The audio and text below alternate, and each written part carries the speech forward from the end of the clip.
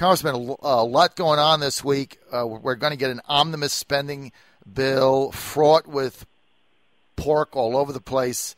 And basically what leadership is attempting to do is to just fund the government through September, which means that you can't do anything to defund the levers of Obama's amnesty. How is that sitting with Congressman Morgan Griffith? Well, it's not sitting very well with me, and there's a lot of other things that I think we ought to be taking a look at. As you know, my region of the state and others are being crippled by one wave of new regulations after another that affect coal and coal-fired power plants, et cetera. And the president just came out with some new ones on that. I put in a budget amendment in the regular order to cut positions at the EPA by 15%. Mm-hmm. I thought that was a very modest proposal. We'll see if that's in there. I wish I could tell you exactly what was in the budget plan that the leadership is proposing, but it is not yet out there for even members of Congress to review unless you're in the inner circle. So my gut tells me I'm going to be voting no because we can't get to what the president's doing on immigration. We can't get to the EPA. There are lots of other spending priorities that I think we would make a different decision on once we have our colleagues who've just been elected to the Senate. Immigration, EPA, lots of people sitting out there listening can think of other things that we would probably tweak a little bit. And because the Senate would not work with us before the election under the leadership of Harry Reid, I really see no reason why we would now say we have to reach an agreement with Harry Reid. If Harry Reid, wants to shut the government down, if President Obama, wants to shut the government down over Christmas, then we have to take a look at that. I don't want to do that. I think it's a last resort.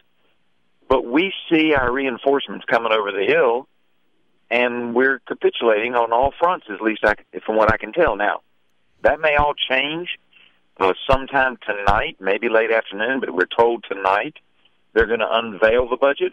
And maybe it's got some things in it I like, but what I'm hearing is that we're going to do nothing that upsets the apple cart, and I believe that this last election shows a continuation of the American public's desire that we upset the apple cart and that we do things different in Washington.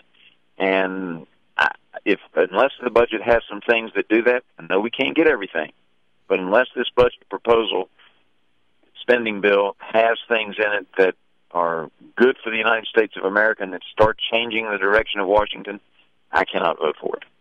Congressman, has the leadership of your caucus been oblivious to what just happened out there? I can't really explain it. I have to say that I think they're all extremely good human beings and good people. But I made a request, staff to staff, and then eyeball to eyeball with one member of leadership. But two different members of leadership, I made the point the week before the president made his immigration executive orders public. We all knew he was going to do it on Thursday evening. We were set to leave for Thanksgiving break, and I said, hey, why don't we stay here and at least pass a resolution on Friday, one day? And, of course, the response was, no, everybody's planning to leave. I understand that. I understand it's inconvenient. My family had plans, too, to leave to go somewhere that Friday. But I would have put that aside to do my job. And I find it troublesome that they don't realize that we could have come back that Friday. There's no reason we have to finish this week. They keep talking like we have to finish this week. Yes, we probably need to do a 1 or 2 day CR to keep the government running. I don't want to shut it down if we don't have to. But, if we have to work to Christmas Eve and then take Christmas Eve and Christmas Day off and come back, that's what the American people elected us to do. And I believe that that's what we ought to be looking at doing in trying to get this thing right, or, if need be, pushing it off until after the first of the year. There's some of us that think the leadership of your caucus is just tone deaf, like they didn't get the memo, they didn't get the message. Congressman, look at Louisiana on Saturday. All right, David Cassidy, one of your colleagues, gets, 57, 58%, blows out a 3-term incumbent, blows her out. Okay, now she was outspent and all that stuff, but she's all has a name. She has a machine. She's been there for 3 terms, crushed her. Let me tell you the other thing. Cassidy and the Republicans in Louisiana got 81% of the white vote. 81% of the white vote. You know what that tells me? People want change. White, middle-class, blue-collar workers that have been kind of the swing voters, and they've gone for Clinton, they went for Carter, then they were the Reagan Democrats. They're abandoning Democrats all over the place, and they want change. And so Cassidy didn't get 51%, he got 58%. You think if you're John Boehner, you're sitting there, like, do you get the message if people want change? Well, they clearly want change on energy policy as well as a lot of other things. And I just got a text in while we were speaking that said that there's a rumor now on Capitol Hill. There's rumors of one thing, in fact, is another, that they are going to apparently take a $100 million hit on the EPA in the omnibus budget. I'll have to take a look at that and try to figure out exactly what percentage that is, and is it going to make them reduce the number of people that they have. But that's one thing. But no, I sat down with Cassidy last week. We were in D.C. He came up for a few votes. He serves on the Energy and Commerce Committee currently with me, and we've struck up a conversation. There's no question he understands. He's an agent of change in the Senate. But like so many of the new guys coming in, they are not going to be able to do everything unless leadership's listening, and I hope Harry Reid's listening. But he and I had some conversations on things they could do in the Senate, and here we have reinforcements coming, just in a few weeks. I don't think it's the time for us to kowtow to the wishes of Harry Reid, Nancy Pelosi, and President Barack Obama. Yeah, I think you should wait. I think you're the right thing. I think you guys should pass just a continuing resolution and then, go forward from there and try to figure this out. But to just basically give in, I mean, you just had an historic electoral victory with massive numbers and the frustration of conservatives and Republicans. And I'm not a Tea Party guy. You know that. I'm center-right. But I'm frustrated. And, by the way, Congressman, I loved your no vote on the NDAA, and I agreed with your statement 100%. It did nothing to deal with our security issues and all that garbage in it.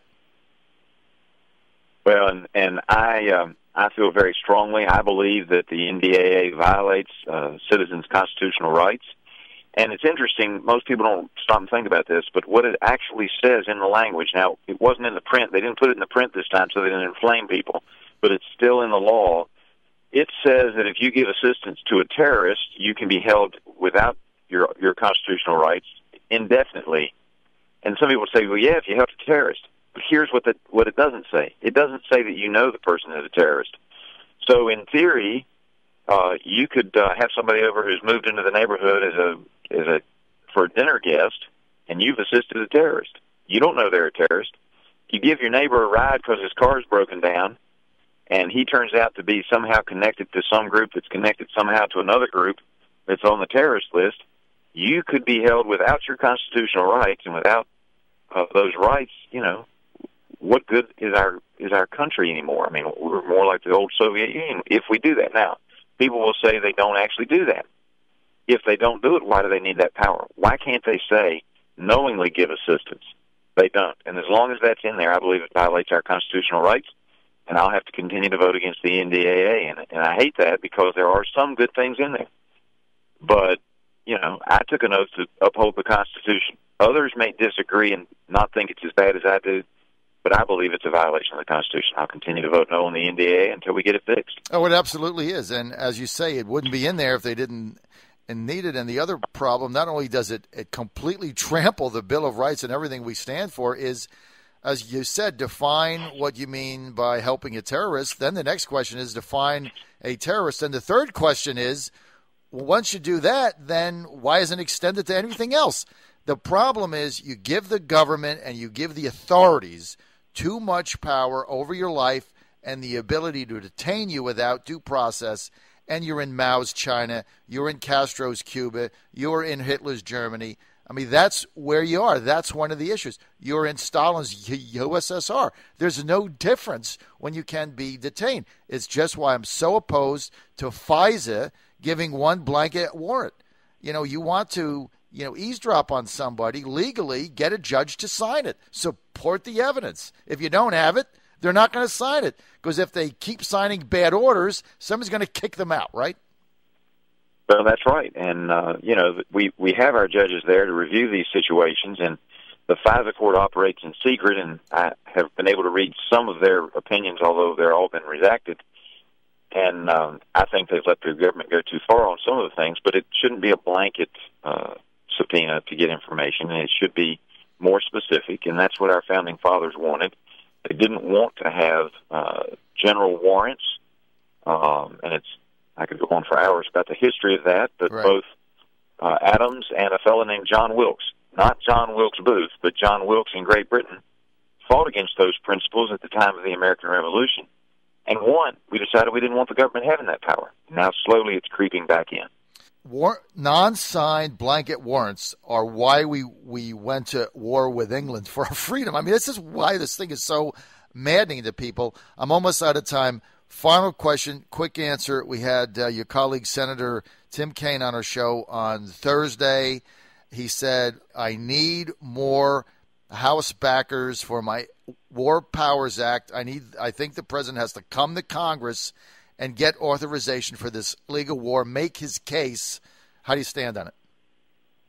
Well, I think, from previous interviews, and Senator Kaine knows because we've talked about it face-to-face, I support Kaine on this measure. There are not a lot of things that we would agree on philosophically, but he's absolutely right. Whether you're for the action or against the action, you have to come to Congress. I don't think the president has authority, at least in Syria. I don't think he has it anywhere for this particular conflict, but some would make the argument that he has it in Iraq because that war never actually ended. But he certainly doesn't have it in Syria. He needs to come to Congress. He needs to get authority. And I think Senator Kaine's approach is actually the reasonable approach in this case, and Congress needs to act. And he knows he has my support. We do need more. Okay, that's going to be the final word. You want more information, go to morgangriffith.house.gov. Congressman, it's always an honor to have you on, sir.